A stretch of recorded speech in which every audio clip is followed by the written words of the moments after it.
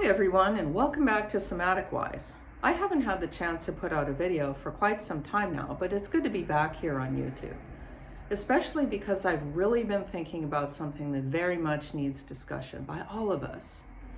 So yeah, look, all of us, we gotta talk about this. The figurative elephant in the middle of the room. It's human-caused climate change. We all know it's here already, at least the beginnings of it. Many of us are already living with the effects. Terrible droughts or floods, wildfires, extremely strong storms. Many of us are old enough to remember when these things just didn't happen like they're happening today. I remember when I was a kid, we used to get weeks of rain here in Southern California in the fall and the winter, weeks at a time even. Now I'm seriously worried about our water supply, not just in the near future, but now. And the data are quite clear. This is just the beginning. In fact, humanity is currently on track to create around 3 degrees Celsius of net average global warming. It's difficult to tell precisely, but we do know that despite all the talk, despite the international agreements at Kyoto and Paris, humanity's emissions are not reducing. In fact, they're continuing to increase.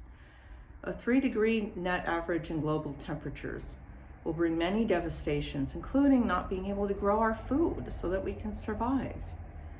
But the fact is, most of us have been in a collective trance of consensus reality, business as usual, as Joanna Macy would say. But even with that, many of us have been feeling strong undercurrents of anxiety and dread underneath the day-to-day business as usual. There are some very powerful forces that have been holding us there. Some of these are economic interests, which really benefit a lot in the short term from business as usual. Some of the forces are convenience and inertia, plus we have our own internal dynamics of our own sense of helplessness and dread. But we need to wake up, and a good way to do that is to start talking about it, quit shoving it under the rug.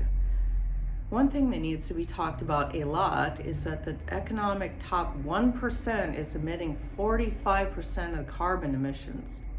It's not those quote-unquote third world countries that people like to complain about. They don't have access to a lot of the things that emit carbon.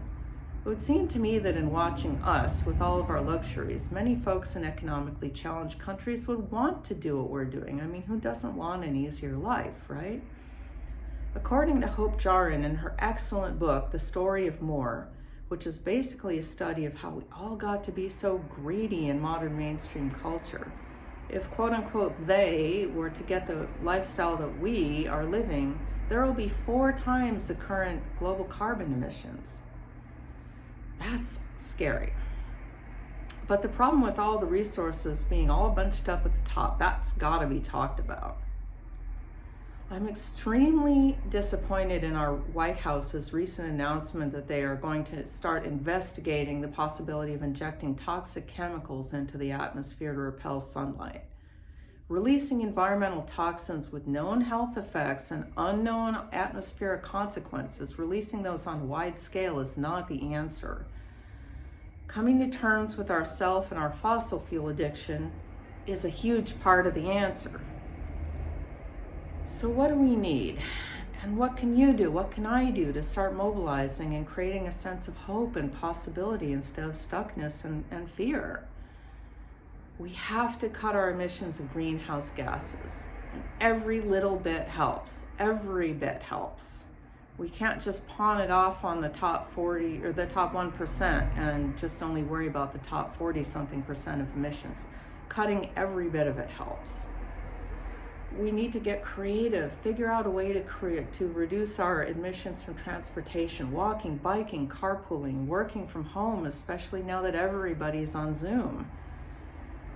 Increasing biodiversity and restoring soils. That is essential to helping combat human-caused climate change. Every little bit helps. That means planting native plants and trees. Believe it or not, wildlife help regulate climate through their very processes of being alive. Isn't that cool? Did you know that whales help create more oxygen in the ocean, which then goes to us? It's through their huge movements and their circulation and creation of nutrients, which feed everything else in the ocean. We gotta bring all the critters back. We need to eat lower on the food chain, meaning more plant-based and less animal, especially less meat, because that creates a lot less carbon emissions. Same as eating more locally, things grown and produced locally and with less plastic. Plastic is itself a fossil fuel product. We'll need to quit buying extra stuff we don't need. We need to think about what we're buying. Where did it come from? How far away did it come from? How was it manufactured? Do we really need that? And buying used and secondhand. And most of all, please, please, in your communities, workplaces, families, schools, start talking about it. The cool thing is anyone who's ever held a deep fear and then faced it, if you've done that, you know, when we, meaning people, humans, when we dig up that deep dread we've been turning away from and we face it, and then we begin to take action on it, we tend to feel a whole lot better. In somatic experiencing terms, somatic psychotherapy terms, that's moving from freeze and immobility into a protective response. It's taking action instead of staying stuck. And better yet, if we can do it collectively with other people, then we've got support and even community, which really helps support our self-regulation and overall well-being. So come on, won't you do something? This is a 5-alarm fire, and as they used to say, and we need all hands on deck. Thank you for watching SomaticWise. Thank you for watching SomaticWise. If you enjoyed this video, please consider hitting the like and subscribe buttons, because that will help YouTube show this to more people. Till next time, take care.